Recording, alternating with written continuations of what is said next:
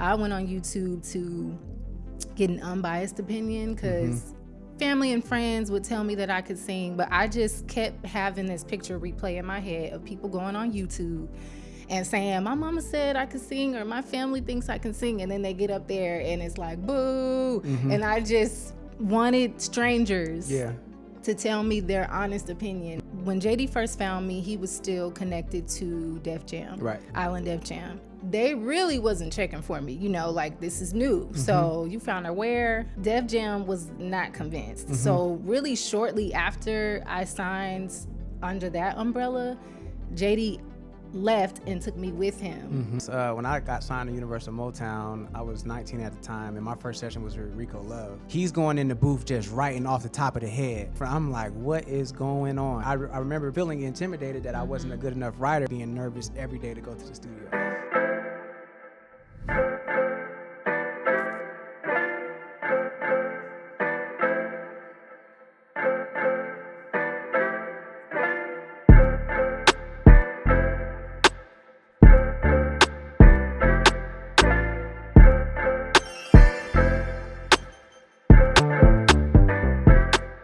Welcome to the Let There Be Art podcast. I'm your host, Jade Nova, and I'm here with my incredibly amazing, handsome, talented husband, Devin Michael. And we are going to throw it back to an episode before I was actually on the pod with my man. He held it down for us so many times, and I'm so excited about this episode. Also, I have a lot of FOMO because I wish I had been on the episode because it is one of my best friends, Dondria Nicole, so talented. You guys know her for her incredible music, for her poetry, for just being a light in this industry. I remember Dondria from YouTube days, like her and I, when we were in our youth.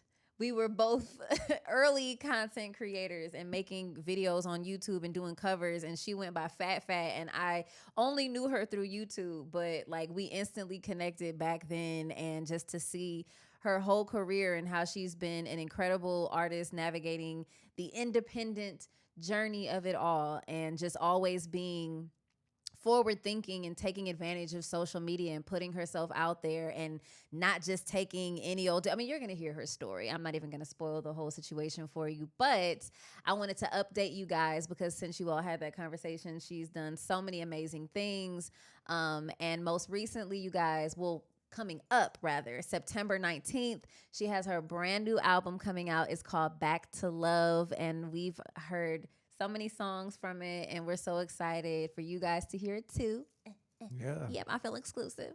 And then also, Dondria is kicking off her very first headlining tour. It is also called Back to Love, and it kicks off in Chicago, October 12th. So make sure you guys go to Dondria.com, grab your tickets, see if she's coming to your city, and support independent art. I know that I will be here. I will definitely be there when she comes to the show in Atlanta. I think we already got our tickets too. So make sure you guys get yours. And yeah, you guys going to get into your conversation without me. But this is you were there. I was there, but I was in more of the. How you gonna have FOMO because you were there? Because I didn't get to talk and kiki and insert questions and. You did. You probably wrote some questions. I did. See? But you know what I mean. Okay, for all intents and purposes, the fun that you all are about to listen to, I won't be a part of in that way. It's all good. It's all good. All right. So anyway, you're the one for me, Dondria. We're going to kick it off. Let's go. Let's get it. One of the first artists to use YouTube as a promotional tool, R&B singer, songwriter, actress, and mental health advocate, Dondria created her YouTube channel at the age of 19, using the username Phatfffat to showcase her singing talent. Dondria was discovered from her YouTube videos by Jermaine Dupri, who signed her to So Def Records and released her debut album, Dondria vs. Phatfffat, which housed her Billboard Hot R&B chart-topping You're the One. Now a fully independent artist, Dondria released her latest musical offering, Perspective, in 2023. She is continuing to evolve and explore new avenues of creative expression, from acting to poetry. She is releasing a poetry book titled In the Dark in honor of Mental Health Awareness Month, and a spoken word album inspired by the book. Her journey from YouTube sensation to a multifaceted artist is a testament to her talent, resilience, and commitment to artistic exploration. Please welcome to the Let There Be Art podcast, my friend, Dondria.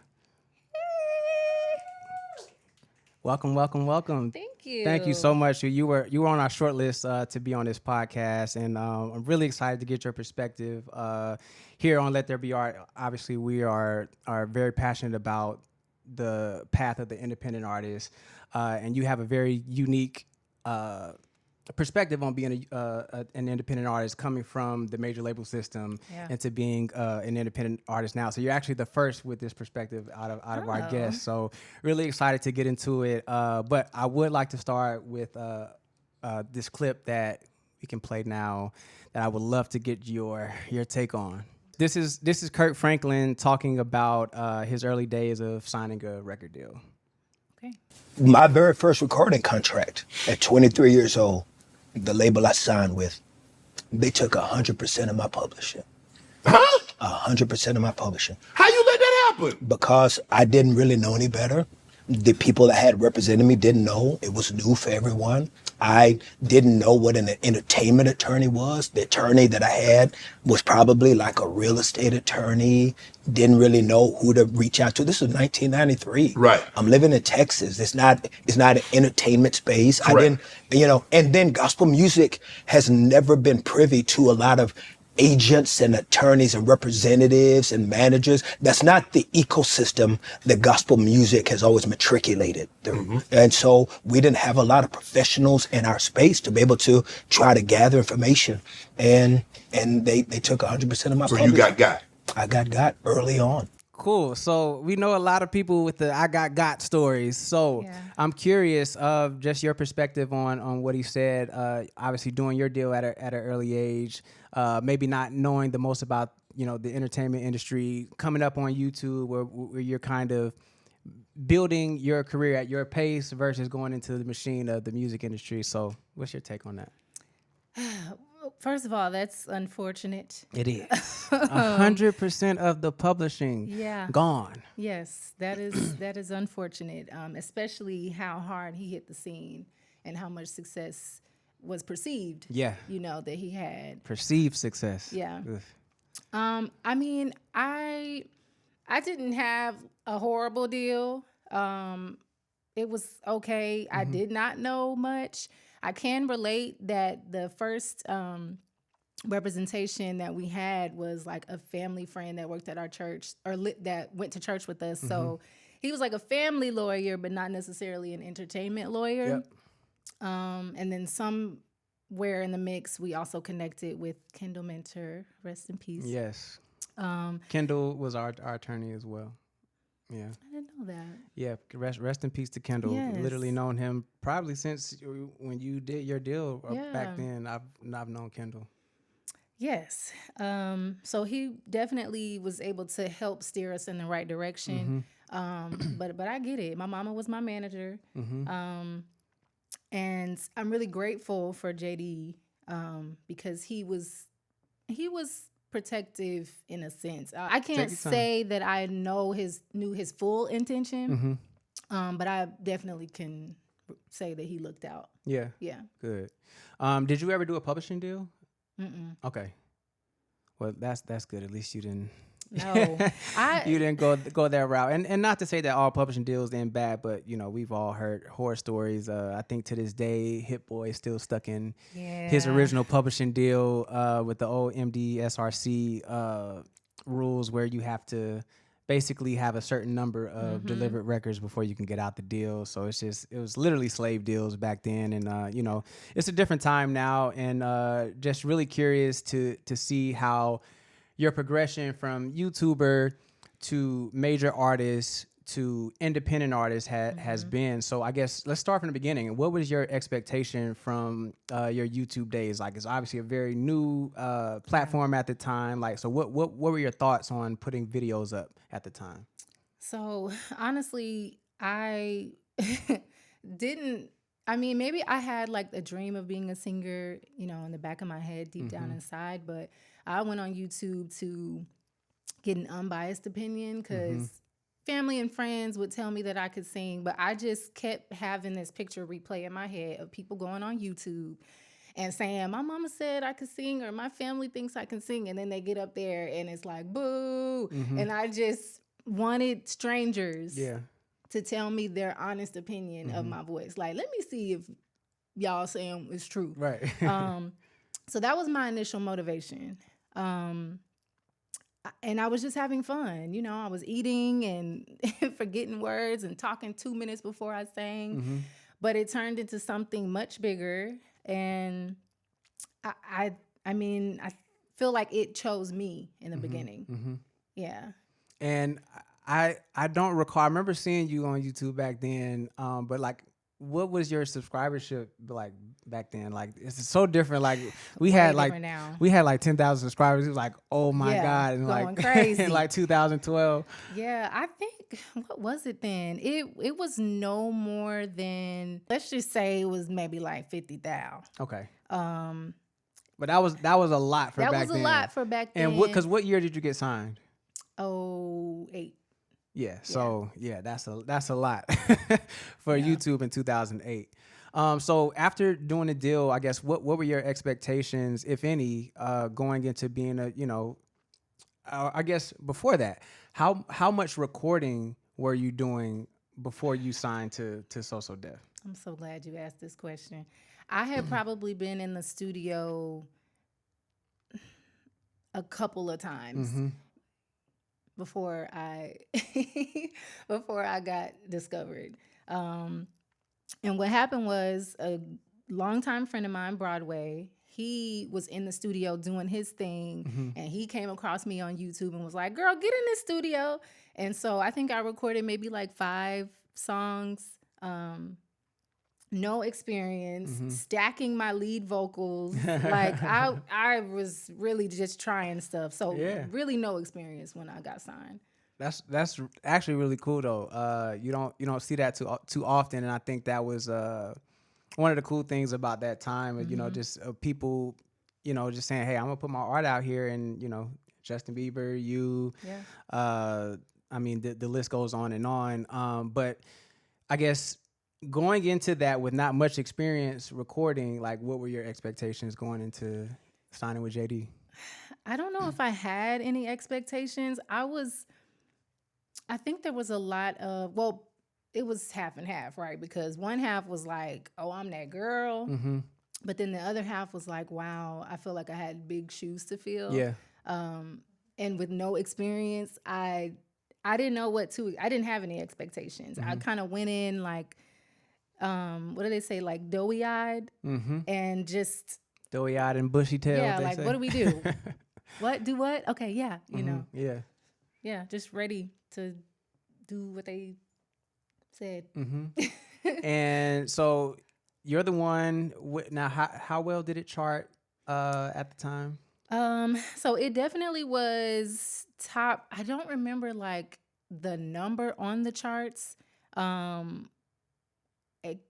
think it was top 10 though on the R&B charts. Okay. And then it also charted on the gospel charts. Oh, really? Yeah. So that was like fun, you know, to experience too. But it did really well. Yeah, especially for a first thing. I remember it being played in my hometown in Columbus. Yes, yeah, for sure. That's my baby. Yeah.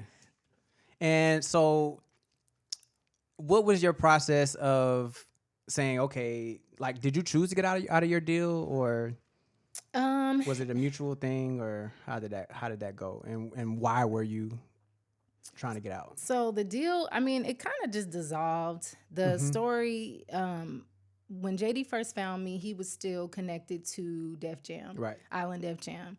And so we were there, and they really wasn't checking for me, you know, like, this is new. So you found her where? Okay, but they weren't able to see like star potential or see how they was gonna make their money. So we tried a single that actually came out before You're the One. Okay. What was it called? Can't Stop. And so it was like this cute little bop. It did okay, but Def Jam was not convinced. So really shortly after I signed under that umbrella, JD left and took me with him. So then it was just So Def. Got you. Yeah, so I guess that works. So okay. once JD goes, you know, and he put out. Did you put out another project with him Or how many projects did you put out? That was one. We did a mixtape called Dondria Duets. And that was his idea to just kind of like get the top R&B male songs and put like my verse on them. So we did that. And then You're the One and Dondria versus Phatfffat was next. Got you. Okay, cool. And what's been your process kind of getting into the independent scene? Like, was that an overwhelming thing for you, just, you know, having such a big team and things around, and then going into like, okay, I got to like figure this out for myself? What was that transition like for you? It was definitely overwhelming, but I'd say at first, it became overwhelming later. So the journey, once I left JD or left So Def and I was independent, I honestly didn't have a plan. I didn't really know. I definitely didn't have experience, didn't have any like contacts or resources. So I didn't really know what to do, where to go, who to call, to figure that out. So it took me a few years where I was just kind of chilling. I think I got a job at Jamboree, like teaching parents to play with their kids safely and stuff. And then I connected with a manager that, that's when I feel like a lot of the experiences that artists have with the music industry and challenges, that's when it started to happen then. But that was like a depressing stage. I don't even know. And why do you think those challenges arose during that time? Well, I was unsure of myself, my sound, my vision, my goal. So, you know, this person basically came in and gave me a vision, gave me a sound, a goal, you know, a look. And so I was kind of in that slave mentality, not really like knowing my worth and how I wanted to impact the world. Right. That took a couple years, left that, and then it became overwhelming because it was just me. Yeah. And I realized I've been in this industry for so long and I still don't know like the things that I need to know. I mean everything from contracts to just splits. Like I still didn't know much. So it was very overwhelming. Yeah. And at times it can still be overwhelming. Yeah. But I think I have a better handle on it now, and I'm researching and educating myself, and I have my peers, you know, that are helpful. For sure. So coming out of the situation with, you know, finding new management, post So Def, what are the most important things that you wish you would have known? Like, what advice would you give to other independent artists who are trying to figure out how to do this on their own? And yeah, just it's a tough it's a tough ask to think about all of these things. Cause like Yes. even today, like we still have a list of things that we can't complete. Like you have to Yeah. get way ahead of stuff. No, for sure. I think that the first thing might be just around like finances. You know, learning. I haven't always been the best with money, and when I was with the old manager, I feel like it got even worse because there was like financial abuse and stuff. So just creating a system for yourself so that you can support your dream and your business, but also live your life. And then also just like trusting myself. I feel like coming out of a situation where I was so dependent on these amazing, incredible creatives, and then also dependent on my manager, I just didn't take the time to know myself. And then even if I did know something, I didn't trust that it was good enough. Yeah. So yeah, just trusting yourself, because even if you make a mistake, like you learn a lesson that you'll carry forever. So trusting myself, money management, and what else? Yeah. No, those are good. So going with trusting yourself, do you feel that your experience would have been different if you would have known more of who you are before you signed your deal? Oh yes. Yes. How so?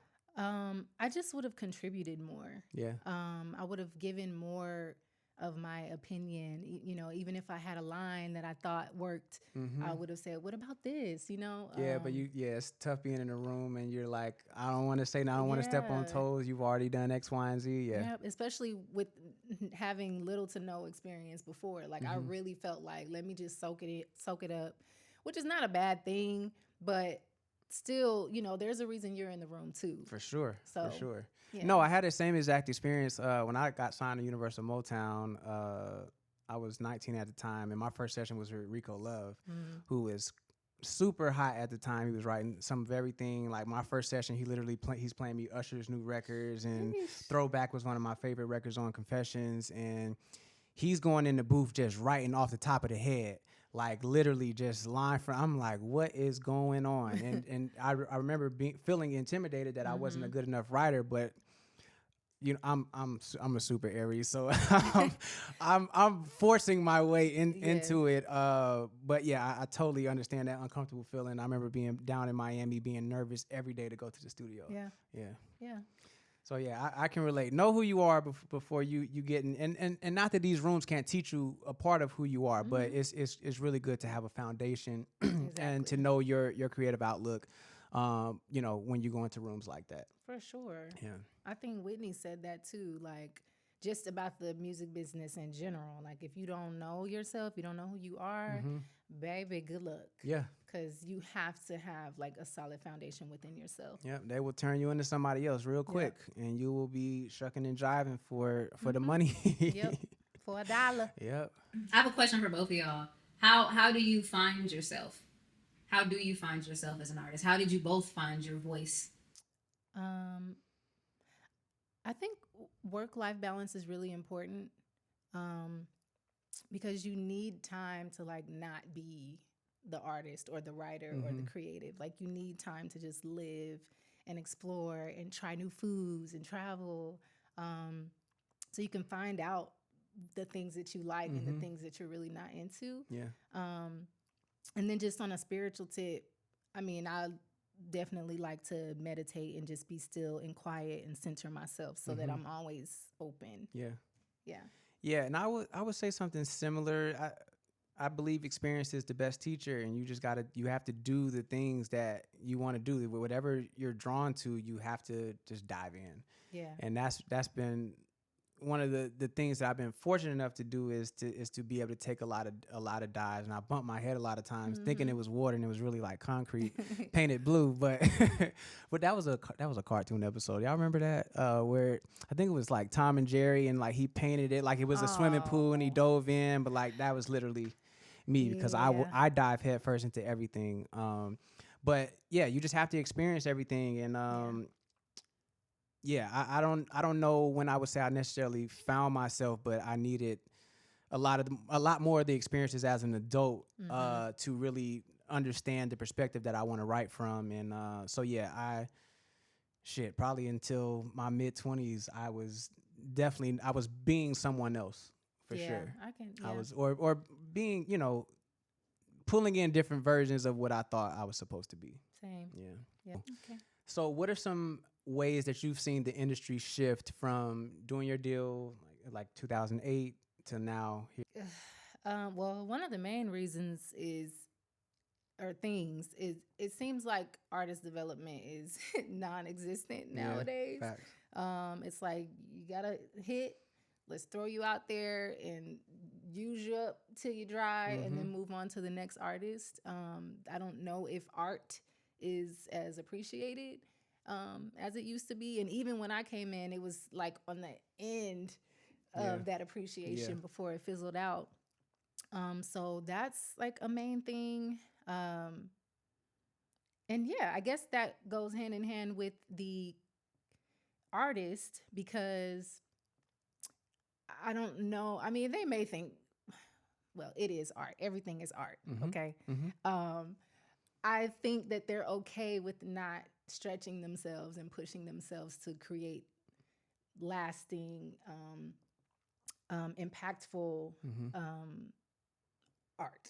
Yeah, and I think that's it's the beauty and the curse of technology. Yeah. You know, we see the beauty in how you were able to get an amazing opportunity, but us being able to reach the masses faster now, you know, the time to completion of getting a product out is so much easier now. Yeah. So it comes with the territory, and we've seen it in every era, because people in the 70s and 80s were complaining that it wasn't like it used to be before, and it's all true in a sense. I believe in taking the good with the bad of everything, because it all balances itself out at the end of the day. But I definitely think art isn't as appreciated because it can be quickly made, and anything that you can make that quickly isn't going to be in demand. Correct. Yeah. So one of the ways that I think that the industry is different is that artists are taking up space in a lot more areas. It used to just be, you know, I make music in the studio. If I write, I get publishing. I go on tour. I'll sell some T-shirts, and that's it. We're now in the age where, because of all that exposure we were just talking about, artists are expecting to connect with the artists that, fans are wanting to connect with the artists that they love on a deeper level. So I'm curious of your take on, you know, because we grew up in a time where it's like you have to be a singer and that's all you do, and everybody chooses one thing. You either sing or you produce or you do this thing, and now we have so many people who are doing so many different things, so many talented creatives who can't be put in the box. So I'm just curious of your thoughts on expanding your career into all the other things, the poetry and wellness and everything. Well, I'm for it. I think that we, in this day and age, in this time, I think authenticity is the winner, is the winning ticket. And just me personally, like, as I'm discovering more about myself, it's like I am so much more than just a singer and a songwriter. Like, there are things that I like. You know, I'm vegan. I love poetry. I act. You know, just so many other things that I do, and it's like I can't. I think about my legacy, and y'all not about to just say that I was a good singer. Yeah. You know, like I'm a person. I'm a human being that, you know, is living a fulfilling life, and it's ever changing, and I'm growing. You know, so I think my motivation is just to remain authentic through it all. And this year I'm focused on poetry more, and that's what I'm leaning into, and that's what you all are gonna get more of in this year. Next year it might be an album, and next year it might be a TV show, you know, like just leaning into what I naturally am drawn to. And when did you start writing poetry? So I've always written poetry, like as a kid, like just in my journal. But I feel like I guess gained a deeper like love and appreciation for it getting through that season with that manager. There was just so much I was unsure about, and he didn't make it any better. So the thoughts that I was having, you know, intrusive thoughts, I was like struggling with depression. Poetry like helped me to process all of that and then release it. Like I could put it on paper and then still go find some happiness and some hope until I got to the other side. So that's when it became like an important part of my life.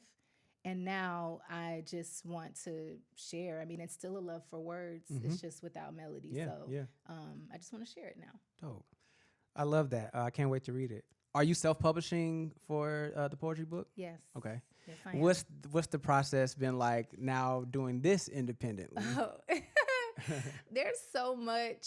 I mean, I still feel like there's so much to learn on the music side, but then shifting over to being an author, it's completely new territory. So I've had to do a lot of research, and I've tried to like just, you know, reach out to people that I know that have self-published, learning new things every day. But it's fulfilling. You know, I'm feeling proud of the process. And I guess how long was the entire process of like from, I mean, I'm sure some stuff you already had, you know, like, but from the point of like, I want to make this into a book, like how long has that process been for you? I would say a year. Okay. I would say a year from the moment I was intentional about putting it out to, making edits, just like, you know, basic English edits, because, you're writing from emotion and then Right. to, cover and figuring out a author note and, just all the things. The forward and all that. Yeah, all of that. Figuring out how to make mine different. I looked up other artists that had poetry books out. Janae has a poetry book out. Okay. Tank from Tank and the Vegas, she has a poetry Yeah, I book knew out. that So one. I tapped into them to just, feel some of their energy and get inspired in that way. Yeah. So yeah, a year. That's dope. So you recently got engaged. Congratulations. To my guy Riz, who's actually over here in the studio in the studio with us. But yeah, it was beautiful to see you guys' journey from getting together. You actually came on our tour and did some dates with us, which was amazing to do as friends. First of all, was so much fun. and he was there the whole time, doing BTS and getting pictures and just being a helping hand. And so I'm just curious, obviously me and my wife Jade work together, but just curious of that work balance. I'm sorry, work and personal relationship balance and how that is for you. It's not bad. It's not bad. I will say that I appreciate, like, looking back at my career, the moments that were most challenging for me was always centered around like a man, kind of like, so it's completely different with this relationship. And I just feel like I have the space and the freedom to like fully explore myself as a creative and as a woman. Yeah. So it's been really nice, and he's so supportive. Couldn't ask for a better partner in that way, for real. Yeah. Like, he just shows up, and that's something that I hadn't had before either. So it was definitely a dream come true. But it's nice, he'll give his input, but I have the confidence within myself to either take his input or trust my own decisions, and it's been nice. Yeah. No, it's always great to have somebody who you trust, like in your corner, that you can just bounce those ideas. Like it's so underrated. I literally, anything that I think of or that I'm contemplating, I always got to run it by her. Yeah. So yeah, especially when you're both creatives, like Yeah. it's so dope. And I mean, yeah, we are. And for those who don't know, Riaz is a photographer, excellent photographer. Yes, he in is. in the Atlanta area. So look him up. Look him up. Okay, Rhea shot me. And so we're also working together, on his side. We're collaborating on the photography side. And, Okay, cool. And, we have our, what do they call it? Couple's name, Dondria's. And we're just, I guess we're just having fun. We're creating together, and it's really nice. So what have you been, I guess, doing and learning in the photography space? Number one, I've been learning so much about lighting. Yeah, it's so important. It's so it's important. like the most important, I think. Yes, yeah. Absolutely. And then just, appreciating his field more, seeing all of the work and time and energy that he puts into even like a single photo. Yeah. So that's been, really nice too, to, just respect him for what he offers the world too. Yeah. I'm really big on like going back to the multi-hyphenate thing, but just having all of these skills that you stack, in order to be the best creative. So I think that's beautiful. Camera and anything in the arts, like I want to at least know something about it. So I think that's really dope. So I want to get into our dream and nightmare segment. I love this segment. It just really gives the highs and lows and the polarities that we see here in the industry. Yes. There's a lot of each. But if you could name one dream and one nightmare from your career experiences, what would they be? So the dream was I mean, I don't want to be redundant, but like getting discovered on YouTube, especially since it wasn't something that I was actually looking for. Right. But it opened my eyes and my mind and like changed my life forever. So I know it's kind of like redundant, but yeah, just the whole process of me getting discovered from singing on a computer screen. And now this is like my full-fledged career. That's definitely the dream. Yeah. Nightmare, it would be between the years of 2013 to 2016. This is the time that I'm connected with this manager, but just to go in a little bit of detail about some of the stuff that I was dealing with, definitely like verbal abuse, mental abuse, financial abuse. I was like getting talked down to a lot. I remember he would always ask me like, do you want this to be a hobby or a career? Like that was like the manipulative question that he would always ask me. And it was just, I really just felt like a puppet. Yeah. And, you know, to be in a situation or live a life where you don't feel completely free or, and, you know, you feel like you're unable to spread your wings or you feel like a caged bird, like it can be a lot. And I'm grateful to have gotten out of that situation because I know, you know, others, you know, maybe have made a more permanent decision or maybe got into drugs or alcohol or whatever to try to cope with that. So that was definitely the nightmare for sure. Yeah, that's unfortunate to hear. I'm sorry you had to go through that, first of all. But unfortunately, we've all heard those types of stories in this industry. And I know a lot of people personally who can relate to that of, you know, again, this, especially at that time when, you know, managers are very important still. You know, that your career hanging on that. And, you know, it's tough being in the artist position sometimes where you feel like you have to be the vessel for other people's vision. So can definitely empathize in that area. And then going back to your dream, I know, didn't you meet Jade on like through YouTube or how did you guys meet? That is how we connected. Okay, because I connected on YouTube. Because you guys' story is always very, you know, reminds me of each other because she was discovered ultimately by Tyler Perry and ended up, you know, that's how she ended up doing music full time on, you know, from YouTube as well. So within, I think, probably a couple years of each other, which is really crazy. Close. Yeah. Yeah. I think I messaged you and I mean, I complimented her on, you know, how amazing she was. And then I said, we both have the same last name. And, yeah, I remember that. Yeah. And then, because I didn't know your last name at the time. I was like, okay, that's crazy. Yeah. Cool. Twins. So we can get into our gem of the week. So this is our segment where we talk about independent artists, or not even just artists, but independent creators, artists in film, in comedy, dance, documentaries, like anything, you name it. Just someone who's incredible that you would love to highlight for their achievements as an independent creator. Yes. So I'm definitely going to use this time to highlight Lyrical Jones, a.k.a. LJ, of Lyrical Jones Entertainment Group.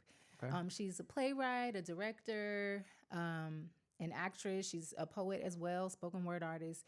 But I have had the opportunity to do several productions with her, stage plays. And that is really the main place that I've been able to like develop my acting skills and become more confident in that space. Yep. So it's been really good. But yeah, shout outs to LJ. Yeah, great job on that. Thank you. And thanks for inviting us out. Thank you. Yeah.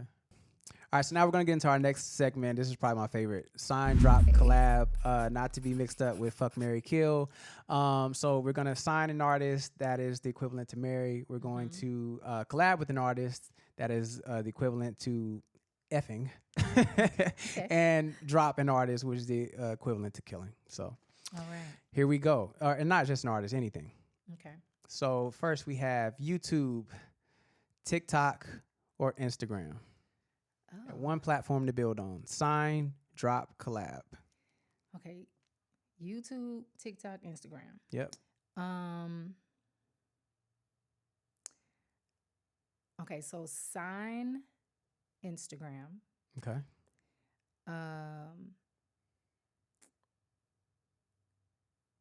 Wait. Got Collab, Okay, which collab. should basically be second place. Second place. You have a one-off with. TikTok. Okay. And then Dropping dropping YouTube. YouTube. Okay. Yeah. Okay. And why are we dropping YouTube?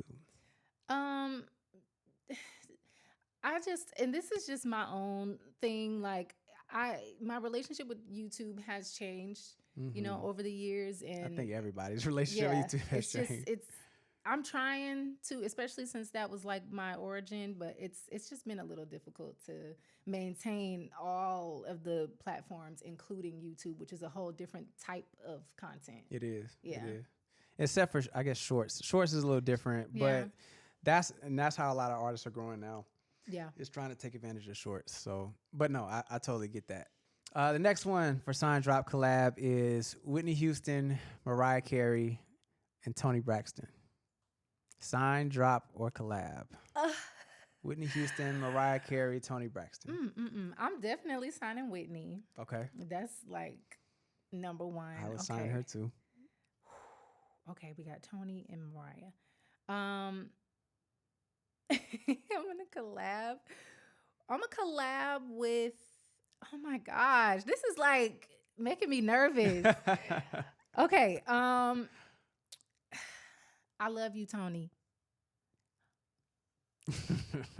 I love you, Toni. But in this particular game, I'ma drop you, and then Mariah collab. Damn. I know. Auntie Toni.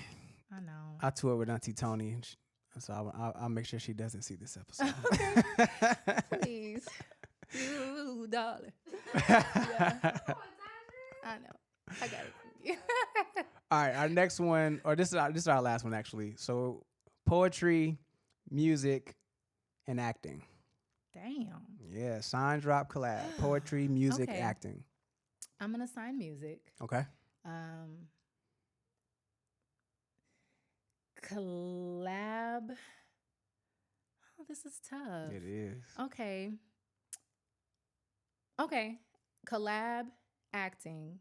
Wait, no. Drop acting, collab, poetry. Yeah. Got you. What about poetry do you like more than acting? Or like, what is it about poetry that is drawing you in more at this point in your life? It's just a different type of expression. It's pushing me to be more authentic and like just embrace the realness. Yeah, because it's your words. Yeah. Yeah. What if you were writing the thing that you were acting in? I would. Would that change anything or not? I feel like that would make it harder. Yeah, because it's a lot of work. Oh gosh. But I would be open to that. I would be up for that. Yeah. Dope. So we always like to end our episodes manifesting something for it. It doesn't have to be sometime, in the super short term. It can be longer term. Just one thing you really want to manifest and put your energy into, and we want to share along with you in doing that, so we can manifest that together. Okay, that's nice. I guess I would just like to manifest being the ultimate multi-hyphenate. I'm looking forward to getting married. I'm looking forward to starting a family, but I have no intention on slowing down, shifting maybe, but I don't have any intention on letting my art suffer in my pursuit of those things. Yeah. So just, mastering as much as I possibly can while still being sane and, unoverwhelmed. But just perfect balance perfect balance for me. Yeah. And I love that because I believe that you can only be the best for your family when you're being your full self and you're showing up in your passions and the things that you're interested in. So yes, to all my ladies and women out there who think they have to sacrifice to and put their stuff on the back burner because you have a family. Keep choosing yourself. Keep dreaming. Keep that childish innocence of wanting to manifest all the things that we want to out of our lives. And Yes. And I feel like when you are opening yourself up to being your fullest self, you're also teaching and inspiring your children and your family to do the same thing. Yes. You want them to see you live your best life so that they can know that they can. Yep. And they're gonna like, I need to jump out there too, because my mom did it, my dad did it, for sure. Well, please let the people know where they can find you on your socials, and we'll wrap this up. Well, you can follow me on Instagram at Dondria Nicole. Okay. I still tweet a little bit. Okay. That's Dondria. And my website is dondria.com for just all updates on music, the poetry book, acting, all things Dondria. Amazing. Make sure you guys tap in. Thank you so much for being on the podcast. Thank you for having me. It was an extreme pleasure to have you on, and an honor to have you on the podcast. Seriously. Thank you. Yes. I appreciate that. So thank y'all for tuning in, and we'll see you next time.